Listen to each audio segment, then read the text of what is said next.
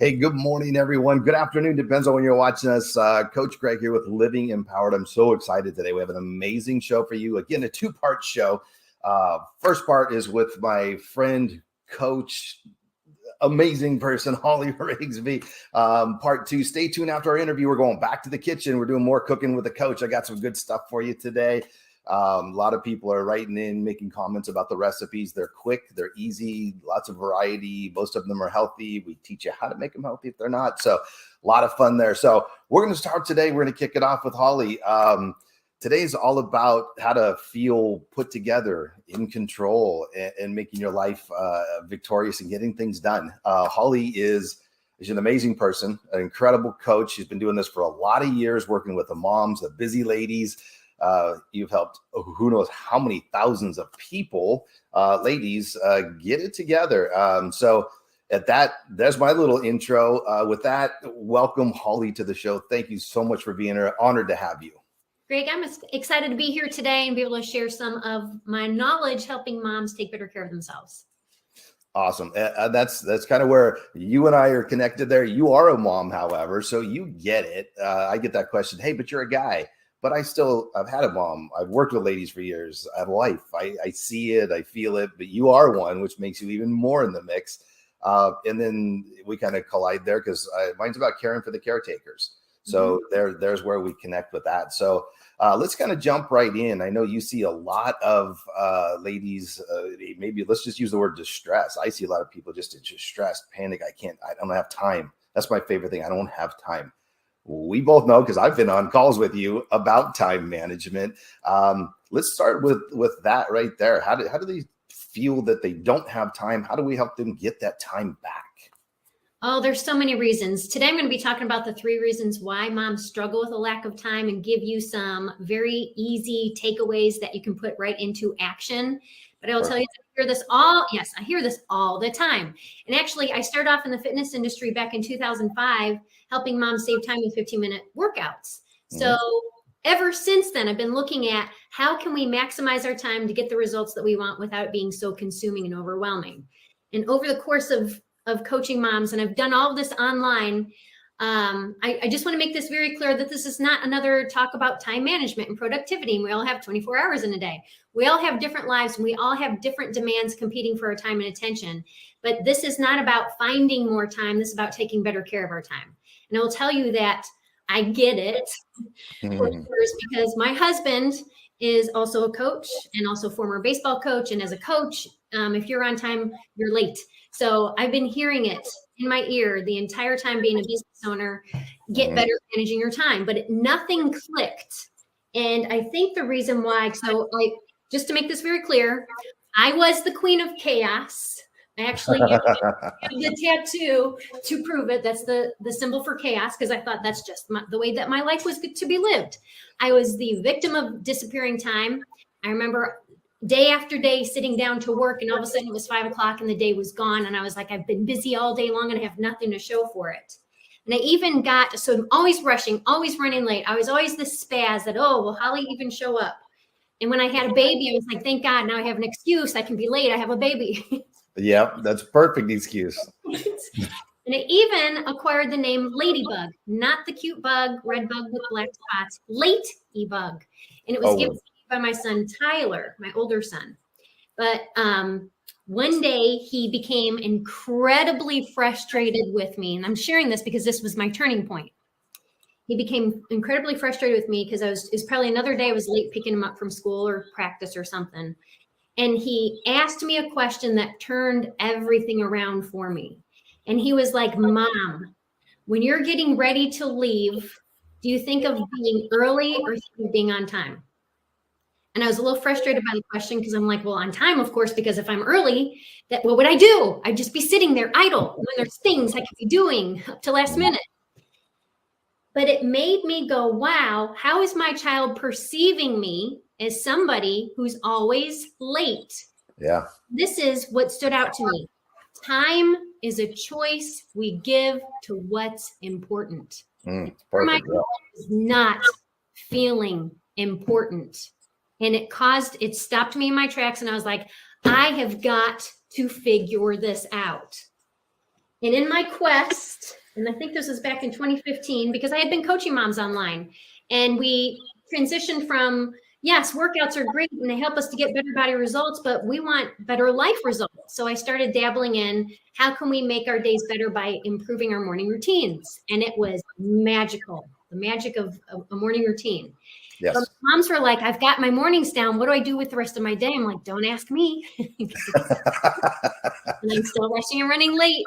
I haven't figured that out yet. One thing at a time. One thing at a time. One thing at a time. Yes, perfect example. Yeah. But I was like, man, so with this question of Tyler asking me, and knowing that I could be a better coach, if I can figure this out, I can help my moms figure this out.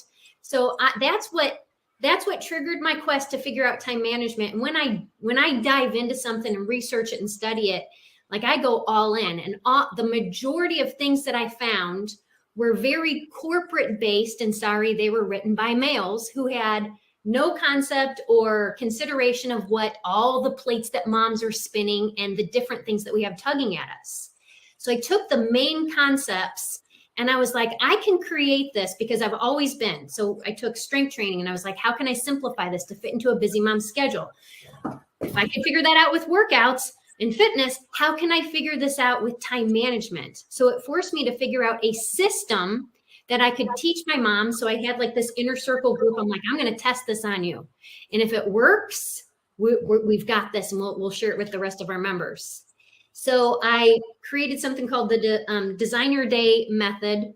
And one day Patrick overheard me coaching my moms, and he was like, hey, fitness business owners could actually really use this too. And all of a sudden I found myself showing up every Tuesday to teach planning and time management and productivity to fitness business owners. I was onto something. Yes, indeed you are. I've been on that call. It's amazing. I'm a student of what you do. So yeah, I can tell all of our viewers and listeners, this is magical. The most amazing thing, I'm sorry to interject, I'm excited, but when you sit down and you take the few minutes to do what you're going to share, all of a sudden you're like, wow, there's a block of time for something else and a block here. And you're like, huh. And you've gotten so many things. Hopefully we talk about the victorious things, but there's so many more things that you can do, not just things to do. Because I had another business coach, he's like, shut it off. Don't find busy work. Do the things that are priority. But when you follow your steps, it's amazing what transpires from that. It's incredible. So I'm all about simplify, which I learned from the grandmaster of simplification, my husband, Pat Rigsby. So, that's for sure.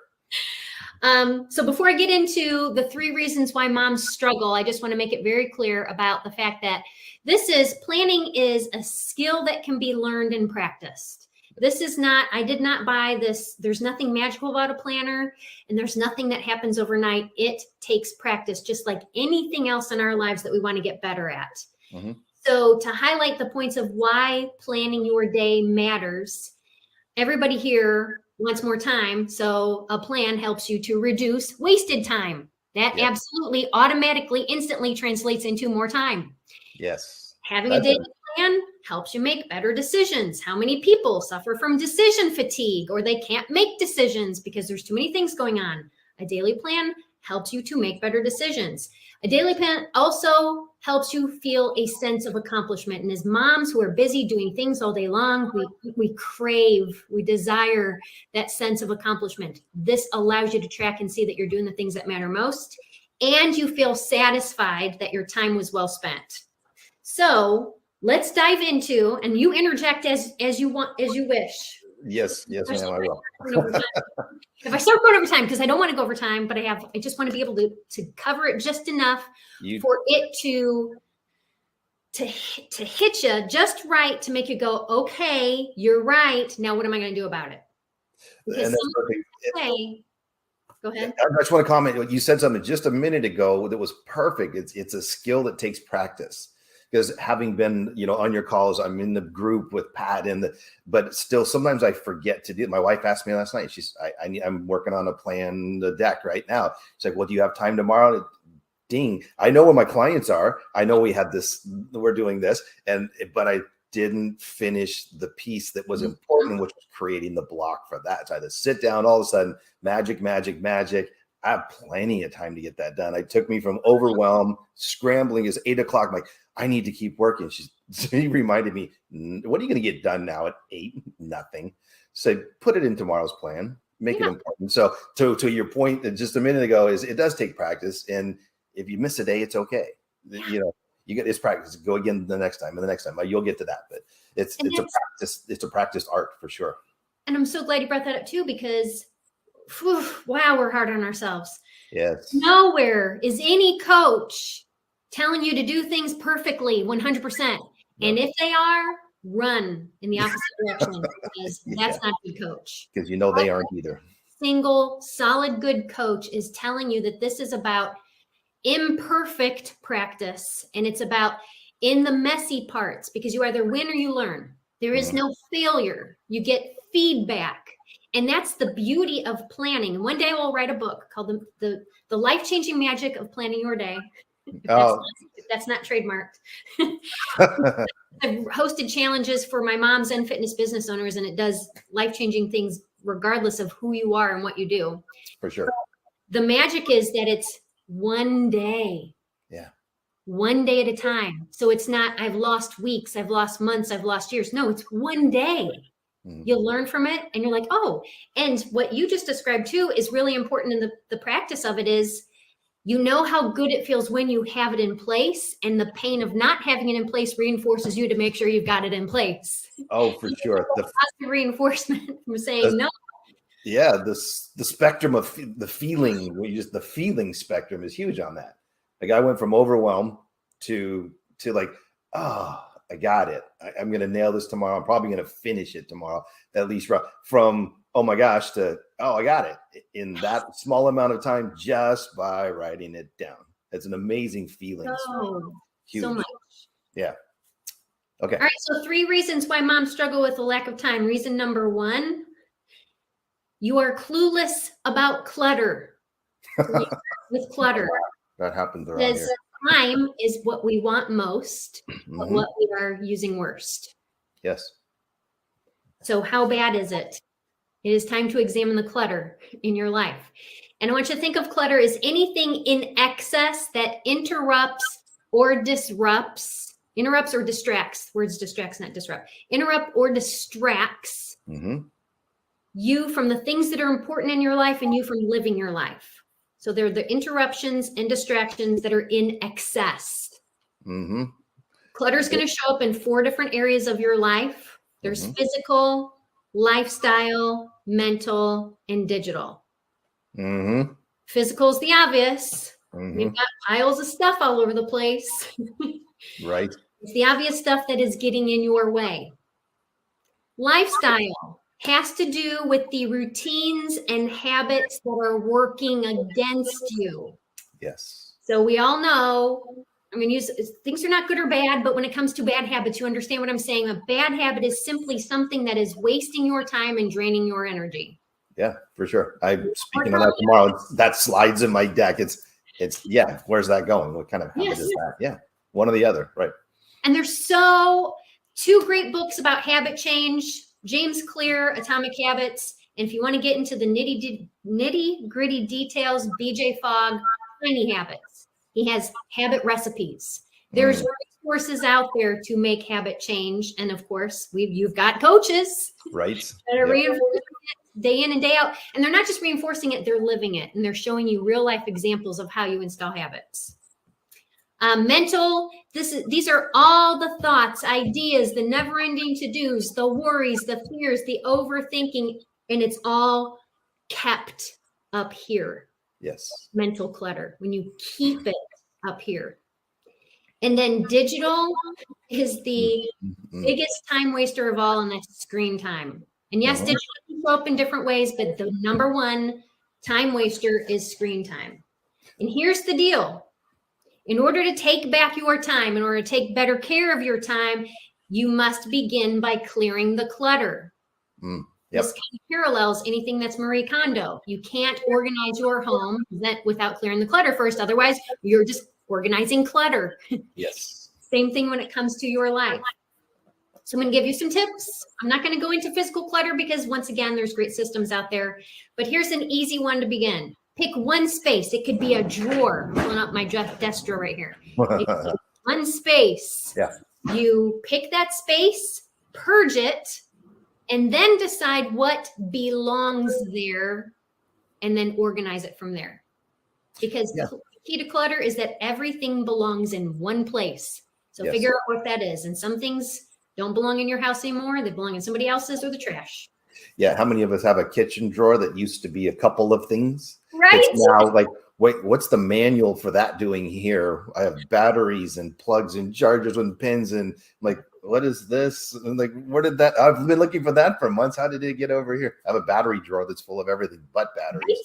Like, what? How did that happen? Yeah, it's just throwing things. But you're so right. Just take it all out and move it. Yeah, that's right. Just clear it, because then you save time, because then you're not wasting time trying to find something that you don't know where it is. Exactly. Yes, I know. And then keeping the house organized, it just goes back to where it belongs. Yes, little effort to make that work, but yes, otherwise you end up right back where you started. Practice. Yes. Practice. Yes. That's a lifestyle. Keep this really simple with habits. What do you need to stop doing? Yes, for sure. What do you need to start doing? Keep it tiny. Yes. And practice from there. And so many of us go for the big thing first. I mean, how many times have we done that? And then when you don't achieve the big thing first, now you're just discouraged and down in what happened now. Yeah, you exactly little step. So Pat say 1% better every day. That's the 1%, then the big thing, or you get the momentum, then the big thing. You're prepared for the big thing. That's like opening a business without having any business knowledge. None. I'll just start. Well, how do you start without the system, without the little things? But same principle applies. That's exactly right. Yeah. Don't start with the big thing. No. I see people do. It's like dieting and exercising. It's like, okay, I'm going to change my diet. I'm going to start training 5 times a week. No, I just people, how many times should I do it? 5? Should I change? No, I always tell them no. They look at me like, what? I'm like, no, a little. Get used to it. Then you'll get there. But same principle for everything else totally applies. Agree. Less is more. Less is doable. Less is where you practice consistency. Because how many people who here has trouble sticking to something because you're making it too big and complicated? Oh, we can stick to the tiny things consistently, because what I teach my moms is that's a belief builder, because a lot of people are stuck up here with negative mindset, limiting beliefs. Yep. Well, then you earn that by proving to yourself and demonstrating that I can do this well consistently with the tiny things, because then that establishes the foundation. Then I can build upon that. Right. Absolutely. Small. Foundation. Perfect. Yep. Foundation. Keyword. Then digital. Oh, geez. Let's talk about that. This is where you got to get honest. And guess what? This is not about guessing or assuming, because your phone has a record of how much time you're spending on it. Oh. I am not familiar with Android, but I know that Apple, you can go into settings and screen time, and it will break it down for you. Each app, how many hours, I'm going to use the word hours, how many hours a day and how many hours a week are you spending on those apps? It is astounding. It is painful, but you cannot change what you refuse to acknowledge. I think it was Dr. Phil. Yep. So get honest about it. And then from there, what can you delete? Because you don't need to have all those apps. If you're like, but I need. What was that? That was a weird glitch. But I need. You're back. But I need Pinterest for recipes. Then save it as a bookmark on your desktop, and you have a designated time, and you set a timer, and you go into Pinterest and you look only for 15 minutes for recipes. Whatever social media you have, but I got to know what so-and-so's doing. No, you don't. True friends. You pick up and you have a real conversation. Yep. That's scroll to see and be in the know. Yep. No. And then you end up falling into a comparison trap, and it fuels negative thinking and limiting beliefs, yada, yada. Delete the apps. Free up your time. There are apps that need to be disabled. You don't need a notification you don't need to hear a ding or whatever every single time something gets updated. You set aside designated time to go check if it's been updated. And then there are things where you're like, well, I do need this, but I could hide it so it's not so easy for me to it's not on my main screen. It makes it, I'm just autopilot getting on there and scrolling. It creates space call it the edge of awareness. That's why we put our alarm clock across the room, people, not next to our bed so we can hit snooze 20 times. It's across the room so that you can come to your senses and be like, oh yeah, I'm turning off my alarm. No different when you hide an app and it makes you go, wait, why am I going to this app? Is this the best use of my time? Mm-hmm. My coach were to see me going onto this app, would he be like, way to go? Or would he be like, what are you doing with your time? Yes. What are you doing there now? What aren't you doing? I like when you have the conversation with somebody and they're arguing that they're not on their phone while they're looking at their phone. I'm like, you're kidding right now, right? It's in your hand. But I was just closing out. You weren't just closing out. You're still looking at it. Put it down. Put it down. I'm a teenager. I get it. I'm like, put it down. I'm physically taking it from you. Oh, okay. He's like, right, I'm coming. You're right. The people should watch their screen time. It sucks so much. I always say if I didn't have the business things, I wouldn't be on the social media because I don't watch what other people do. I don't really care. Like you said, it's all just, it's just entertainment stuff. But yeah, if I want to talk to my friends, I know where to find them. I will call them. I will text them. That's it. I don't need to. If you're doing something really cool, you're going to call and tell me how cool it was, or you send me a picture or something to that effect. That's good. My wife yelled at me not very long ago. She's like, I've been sending you these. I've been tagging you on the post. Did you see them? I'm thinking, I haven't even logged on in days. I have a social media person that I know handles this stuff. And she's like, well, I'm going to stop sending you stuff. Okay. Because I'm here. I'm part of it. I kind of see it. I'm living it. It's okay with me. I'm all right with that. I experienced the family instead of seeing it there. But it's such an addiction, especially with these poor kids coming up. They walk across the streets around here with I'm like, you're in the middle of the street doing this. Adults even. I'm like, yeah, you're gonna walk right in front of a car. Good grief. Sorry to go on the tangent, but that's a good point. It's such an epidemic. It's really ridiculous. So if you are frustrated with the amount of time your child or teenager is on screens, they're watching how long you're on screens too. So lead from the front. Yeah, oh, for sure. Set some parameters. Yes, leading from the front. Great place to be. Yeah, they're going to watch. They're going to say, especially when they get to teenagers, well, you're doing it. You're going to hear it, right? Well, you're doing it. Why can't I? Well, because I'm your parent. But you're right. It's still, like you said, when your son asks you that question, on time or early, it's the same thing. They're looking, they're paying attention. So, yes, very much so. For sure. Especially, and just to kind of that in there a little bit more, if you are spending time with people that you say are important to you, but you're staring at your screen, you're demonstrating that they're not important to you. Just saying. I went to a lunch with a guy that when he was talking, he was looking at me and talking. And then when he stopped and I would just reply, he's instantly not there. So I sat back, I stopped talking. I'm like, oh, wait. I'm just like, you're not, I don't want to waste, like you said, I don't want to waste my time, my energy. You're not interested. Let's get the check. We're out of here. It's the one-way thing, but that's a lost art in it. So that's a whole other conversation is the quality, the time spent face-to-face with somebody. I mean, what a key important thing that is a message to send to somebody. And we train, how many trainers have you seen in the gym? Like they're taking their own pictures and like, are you with your person? Yeah. Or are you kind of checking your, where are you at? Oh, that's what I say. People say, are you a trainer? I say, no, I'm a coach. Coaches are motivation, education, accountability, and love. A trainer's here's a workout. Yeah. Let me take my own picture. Big difference. Big difference. As a coach, I'm going to take your picture, not mine, yours. Yes. Or us together because we're together, but not anything but that. Yeah. but yeah, that's a big difference of quality time. Sorry, tangent, but it's good. It's such an important thing. It's the quality time, FaceTime. Okay. Continue. All right. So you will have so much more in your life by having less to distract you from what matters most, just to tie that first one up. Yeah, for sure. Struggle of lack of time number 2 is because you have no priorities. And I will say that for a long, long time, I didn't understand what priorities were. I didn't know how to determine what was important in my life. And I was just going through the motions, winging it. And I came to define what priorities mean in order to be a better coach and for it to land in a way that makes sense. So to not talk over people's head, right? Because within business sense and corporate sense, priorities of the business growth and this, but what about what comes to life? I mean, it's kind of grand.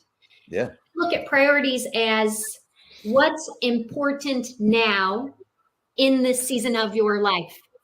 And I'm going to show you a system I use that's going to help to bring it together even more. I like this. So our priorities are tied to our goals. Like, what is it that we're working on? Where do you want to go in your life? And I get it that speaking from a mom's point of view, playing the role of mom, and when kids get older, sometimes we're like, well, my role has changed and I'm not sure what my priorities are because my kids depend upon me less. Mm-hmm. It's okay to explore that because there's other things that you can kind of dabble in to still say, this is what's important. And when I say season of your life, season of life could be because of the seasons. It could be due to life changes, certain events that are happening, or you can create your own seasons. A tactic that we use for a business coach or in business coaching is to create 6-week cycles because it helps to give you a focus. Mm-hmm. Because I think what happens is we get stuck in grand and too big. And so overwhelm means that something is too much or too big. We can get overwhelmed in goals and priorities because it's too big. When we narrow it down to season, it helps to bring things into focus. Mm-hmm. So when priorities are tied to our goals, I want you to think about them as a GPS. When we know where we want to go, we plug that destination into our Google Maps in our car, whatever Waze. And then our priorities are the detailed action steps we need to take to get to that destination. And sometimes highlighting, maybe you want to take this route, it's faster, or avoid these obstacles. Right. But it's important to know where you want to go. And then priorities are the action steps to take you there. Priorities are the things that add value to your life. They help to guide your decisions. They help to give you focus and to remind you to use your time wisely. And they are not fixed. They are dynamic. In fact, so let's just take the summer season, for example. You could start out summer by saying, these are my priorities. This is my goal this summer. And these are my priorities. And things could change. And that's okay because it's your life and you get to decide. You get to edit, to pivot, to adjust as you go. I think that, and like I alluded to just at the beginning of this, we get stuck in not knowing what to select because it's too big or we have too many things that we're making important all at once. But if you could just take a step back and say, but just for this season, I'm going to make a list of all the things that are important now, the things that I want to work on, want to focus on. And then I can look at how to put that into an order so I can stay organized because everything is not important all at once. Right. Moms and parents, we think everything is important all at once. It's not. No. We're just trying to please too many people, and that's not the way to live your life. It's okay to say no. Yeah, that is sure way to burn out. It's okay to say no. Everybody. Yes, for sure. Oh, you know what? Yeah, it is okay to say no. So I'm pulling this up because this is my system that I use. And you would probably be familiar with this with the 6-week planning cycle. But what I do each season for my moms is we create a treasure map. And map is my action plan. And treasure means that it holds something of value. So I look at this as snapshots of our seasons. This is summer. So an example of how to narrow down your focus to help make a better decision about what truly is important. What do I want to focus on? What do I want to work on? We have to designate the length of the season. So summer, when does summer begin? When does summer end? How many days are in there? And then we have to go in there and fill in our existing obligations. There are things we've already said yes to, travel coming up, events, holidays, all that stuff. So when I take my moms through this planning system, they start off with being like, I have all the time this summer to work on all the things. But then we go through this step by step. And as they begin to fill things in, they realize, oh no, I don't have all the time, which is a good thing because it brings awareness to the fact that we got to keep things in perspective. Summer is one of the most fleeting seasons that we can go through. And if you don't have a plan in place, it will go by even faster and you'll be left with regret of all the things you didn't do. Yep. Having a plan like this, when you go in seasons, means that you are protecting what matters most during the season, make sure it doesn't get lost in the shuffle. Because without this, we will be reacting to everybody else's priorities. The things that are coming at you right now have to do with what's important with everybody else. This is you prioritizing and protecting what matters most to you. And then it helps you to make those decisions about, well, during summer, does it make sense? Is this realistic? Based on all the things I have going on, does it make sense for me to completely clean out the attic and completely clean out the basement and go on a road trip to do this and do this? Or should I just pick one of those and break it down week by week to see what that looks like? And then every week review. Am I making the progress I thought I would? What do I need to edit or adjust? And that's the key piece of that is go back and review. Correct. If you don't go back and look, then you think you're kind of down the map. Well, I think I'm doing all right, but you never really checked. You could have missed a whole lot of stuff. Are you on track? Not on track? That's what we do in the business group, right? Review. Where are you at? Where are you at? Every week, actually. Where are you at? And it's practice. Yeah. It's a habit. This is a fantastic habit. The habit of reflection. Do it daily. Do it weekly. And then things don't slip. And you're not like, oh my gosh, I've run out of time. You catch it. Yes. And you adjust accordingly. Yes. Because this is vibrant and flexible and alive. This is not cement.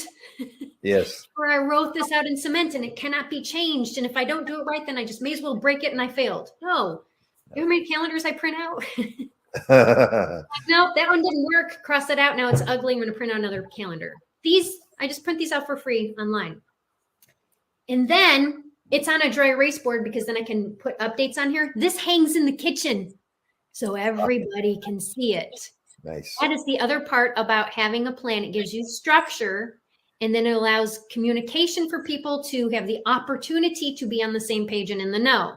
Yes. So I think that's another challenge that moms run into, is that everybody seems to have their own plan or ask for things last minute when you work together, and the key word is communicate. Yes. It's not just communicate once, it's communicate daily.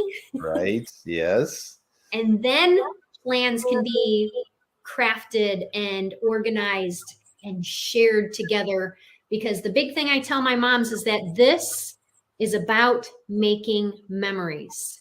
Right. And we should be looking at this at every season of our life is about making memories. Memory making is not reserved for summer. It is every single day of the year you have an opportunity to make memories, but are you protecting your time to be able to do so? Right. Right. And you know what? At the end of your life, what are you going to think? You're going to think of, what did I do? What are my memories? What happened? You know, what's the significance that I put into play? Yeah, that's the important stuff. And every time you find yourself sitting around, even summer, whatever time it is, just thinking, remember that time when it's all, like you said, yeah, it could be a day, it could be anything. It happens around here a lot. Remember when, it's the memory stuff. When we reach the end of our life, and you can probably find a lot of the thoughts of the dying. If you just do a Google search, thoughts of the dying. Oh. There's some really impactful things that you will read, and not one of them are thinking of all the things that they didn't get done on their to-do list. Stop, because that's my third one. You struggle with a lack of time because you're living off a list. That is not living. No. A to-do list is the worst way to think that you are organizing and managing your time. It is not. With a list, there is no way to protect your time. There's no way to estimate how much time is needed. There's no way to determine progress or the meaning of the time that goes into that thing. To-do lists are dreadful because you check a couple things off and 10 more things get put on, so they're never ending. Never ending. And to-do lists keep you focused on all the things that don't get done. That's significant because remember I told you one of the big reasons why we plan is because it sets you up to feel a sense of accomplishment. Yes. Because in a daily plan, you have protected, and I'll share my planning shortcut if we have time, right? We're good. We're still good. Close. Yeah. When you have a daily plan, you are looking back to say, did I do what I said I would do? Because this was important. Did I do it? Yes. And if I didn't, why not? What did I choose to do instead? And I just put a little note off to the side. And if things go haywire, what I like to say is my daily planner is my compass. So if things start going off the rails, I come back to my planner and say, well, that didn't go as planned. What's the next best decision to either wrap up the day or be done enough? And then I can say whatever didn't get taken care of, it's okay because I can flip a page or two and I can replace that somewhere else if it truly does matter. Yep. So instead of the list thing, so you need to know what you need to do. Things there's the need to do things and the want to do things and what have I have a to-do list, but I have a way to manage it. Okay, let's kind of roll right into there because everyone's like, well, what do I do if I don't have a list? So I'm kind of leading you. Oh, you have one. So you got the list. Plan has my running to-do list over here to the side, but it's my top 10. I limit it to 10. And those 10 things that are over here are related to that day or what's coming up. Got it. Yep. Now, the way that I get here is that I have a designated notebook, and it's a mind spill. So sometimes I'll do this daily if I have a lot of things going on, but at the very least, I'm doing it weekly.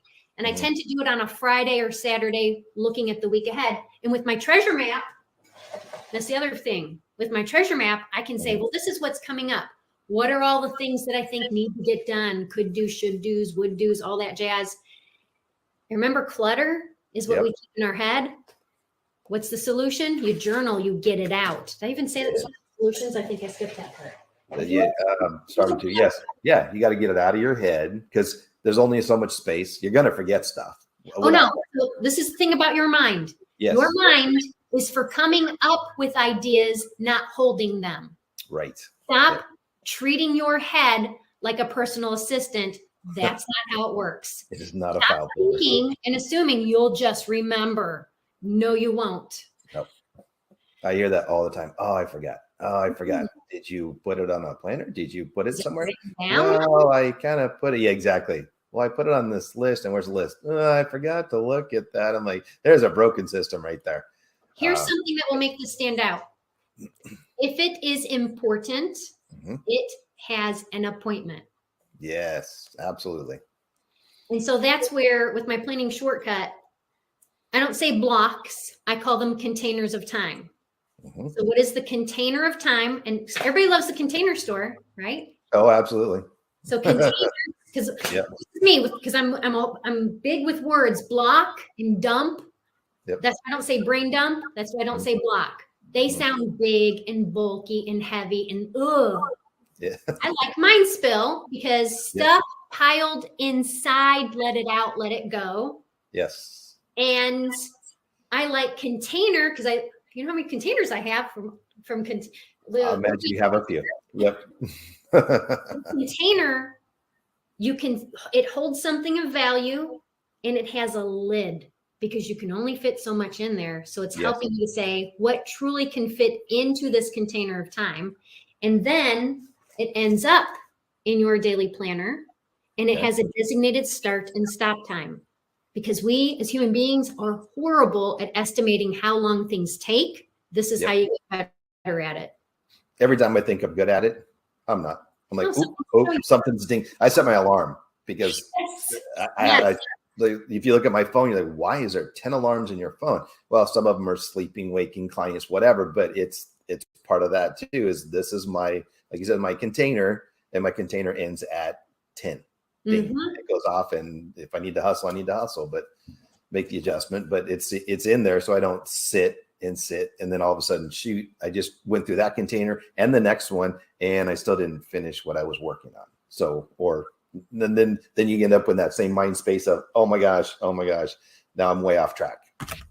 So we have to get good with done enough, and part of the planning process is I'm going to give myself 45 minutes to do this thing. But what's done enough if it's not done to completion, and be okay with it? Yes. It's one day. Because what's overwhelmed? Too big, too much. Yep. Stop trying to do the too big and too much in a day. Break it up. And when you have a planning system, so I mind spill, I'm like, what's coming up? I write down all the possible things that I've got to get done, could do, should do's, wish list. And then when I go to plan my day, I start by, so here's the planning shortcuts. So very simply, and ideally your planner in the view. Your planner is 1 day, 1 page at a time, because yes, and I use the Passion Planner. This is a great planner, but you cannot be focused on 1 day at a time. Yep. And it's impossible for you to truly detail out your day. This is very distracting. I use this as a dashboard, no different than the dashboard on our car. We kind of see what's coming up, kind of monitor things, be aware, but the details go into the day, and you don't need a fancy planner. You can just use a notebook. This is not about like, gotta research and find the best planner. That's procrastination. Just get into action and you'll figure it out. So planning shortcut. Which one is that? It's no longer available, so I don't want to use it. Because I have that one. I was just going to let you say what it was. So one day when I write the life-changing magic of planning your day, it will have a companion daily planner. Okay, very good. Very good. I have that one. So. Glad I still have it. So planning shortcut. Okay. You fill in your top 3 commitments, and your top 3 commitments are: number 1, the bookends of your day. What time do you wake up? What time do you go to bed? Because of the only hours you have during the day. Sometimes the majority of us are overly ambitious of how much we can squeeze into a day. When you automatically are like, oh, I only have this many hours and I have 10 times the amount of things I'm going to do. This will automatically help me pare that down. Yeah. Commitment number 2, what have you already said yes to? These are existing prior commitments. So if you have appointments, those go in there. Commitment number 3 is somewhere down here, 5 minutes to plan for tomorrow, because the key to planning is to do it the day before. And I promise you, it alleviates so much mental load and stress and overwhelm.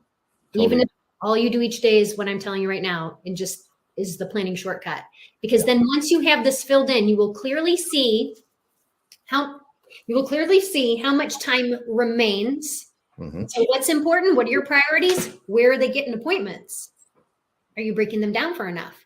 What are the related to-dos, no more than 10, that have to do with today's events or what's coming up because you're being proactive? And even if you put 10, you're not going to get through all of them. There's going to be carryover. But then it's an opportunity to be like, okay, that didn't get taken care of. Why? And then you learn.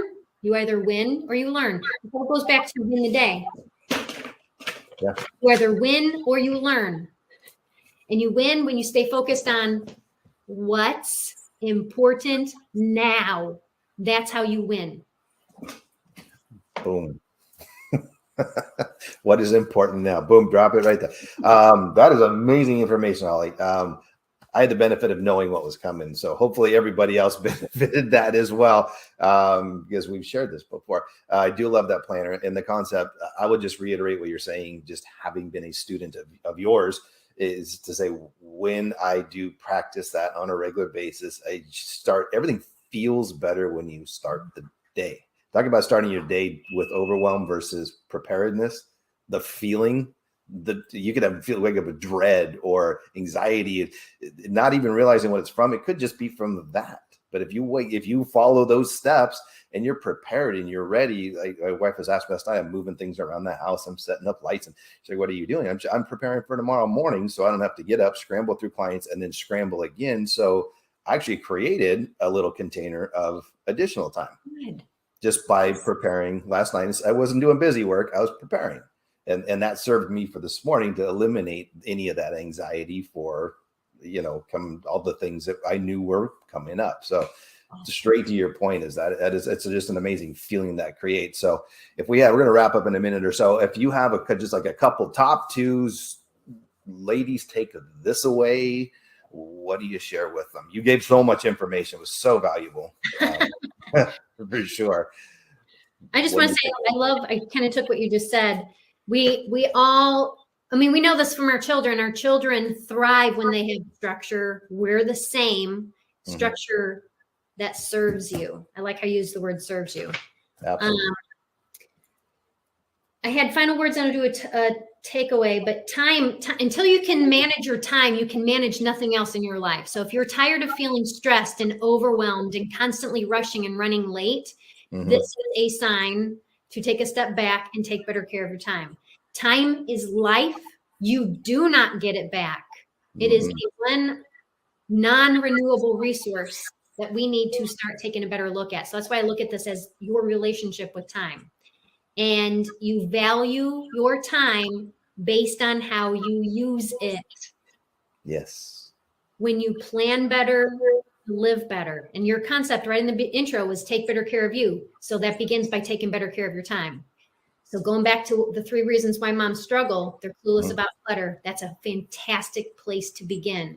Yep. And I highly recommend starting off with the screen time. Then look at what is important in this season. Give yourself structure, shrink the window, even if it's just for the next 2 weeks, because after that it's uncertain. Give yourself a focused window in order to make a decision about what's most important. Then calendar it out, because then from there, that allows you to begin to practice the daily planning shortcut. And that's the structure that you can give yourself every day. And it just takes 5 minutes. That's the thing.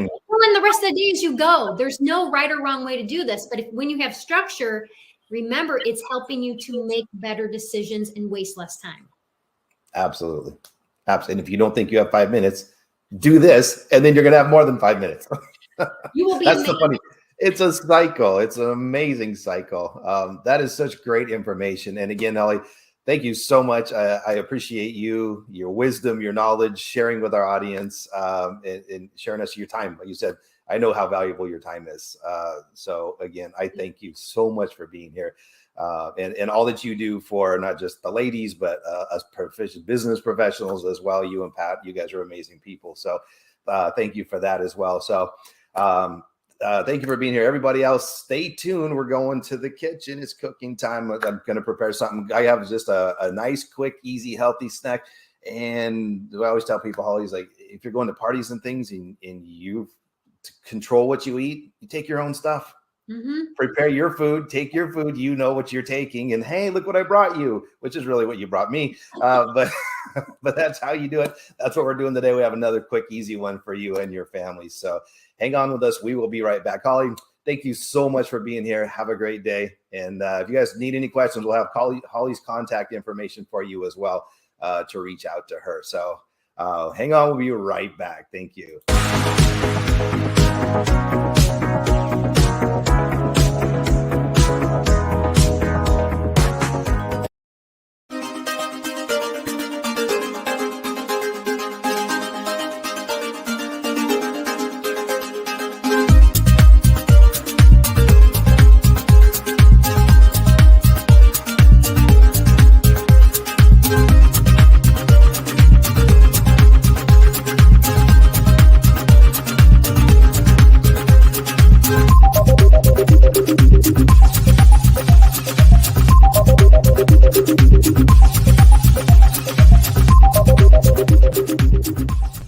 Welcome back to Cooking with Coach. Hey, today we're making a really good, fresh, pizza-ish snack appetizer. This is something great you can take to a party. You can serve for yourself, just keeping things on the healthier side. This is something we've had a couple of times. We've made a few times. Very, very popular. Even the kids will eat this because, yes, it's vegetables, but it's not overpowering with the veggie taste. You get more of the other taste, and this is really good. So let's get started with this thing. We're going to start with zucchini. So good size zucchini. Try to find the little bit rounder ones. We're going to chop this thing about 1/4 inch slices. We're going to lay these out on a cookie sheet when we ultimately cook these. So thinner is probably a little better unless you like the vegetables a little crunchy, a little more al dente, which is what I like them. I don't care for them when they're all mushy. I went on a business trip to here's a story. I went on a business trip to the South and they had wilted green beans and wilty vegetables. And I just kind of looked at them. And one of the guys like, "What's wrong, California boy? What's wrong with your vegetables?" I'm like, "You killed them." He's like, "What did you cook these in?" He said, "Oh, we cook them in lard." I'm like, "Oh, at that point, it's no longer a vegetable, really. It's kind of like a blooming onion." Okay. I know we like those, but an onion in its own is healthy. An onion, when you've decorated it with breaded sauce, you've deep fried it, now you're dipping it in something else, it's no longer a vegetable and it's no longer healthy. Tasty, sure, but not healthy. So don't disillusion yourself by it's still healthy, it's still good, because really, no, it isn't. Okay, moving on. I'm going to set my knife aside because my knife is sharp. Okay, here we go. We're going to, actually, I'm going to take a cookie sheet because we're going to build these right on the cookie sheet just in case Coach makes a mess, which I typically do. So I'm not going to make a ton of these at this moment. But again, this is something you can take to a party. You're going to hear me say this probably quite frequently with the things that we're making, is control your own destiny when you're eating.